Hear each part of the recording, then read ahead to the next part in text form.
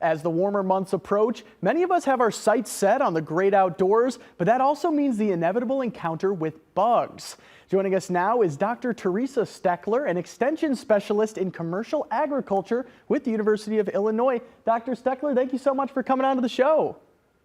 Well, thank you, Jacob, for the opportunity to be with you today. Yeah, absolutely. So starting things off here, could you tell us about this upcoming tick research study that you guys are going to be conducting?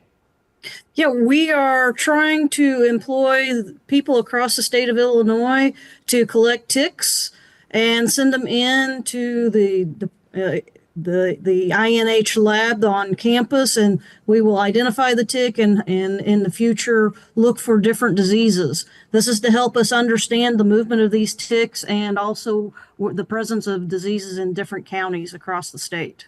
Yeah, absolutely. So, I mean, is that something that obviously over the course of time can change? I mean, I know obviously the purpose is to discover if there are any, but, is that often that something like that changes?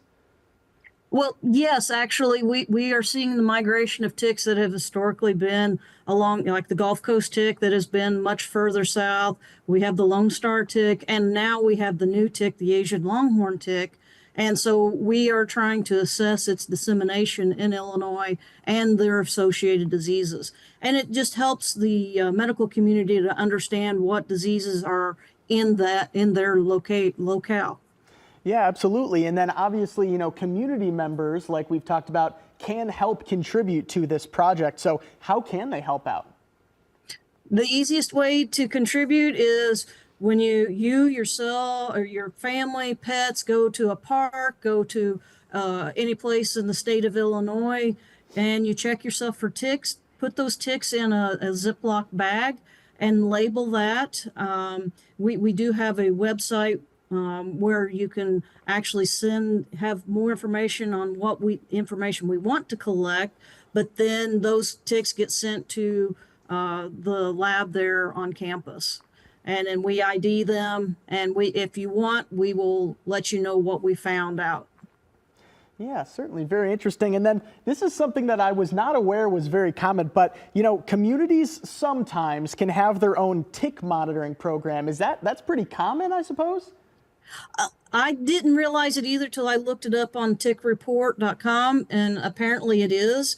But I don't know where the data goes. So we have the tick bite map, and people can see what ticks are in their community. And as we gather more and more ticks, the data becomes more robust for those in those communities.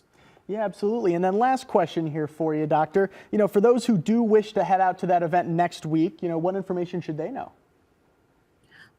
Basically, come with questions. I will be there to talk about ticks and their movement in Illinois, and then how they can actually contribute. I'll give them much more information on how they can contribute and become a citizen scientist.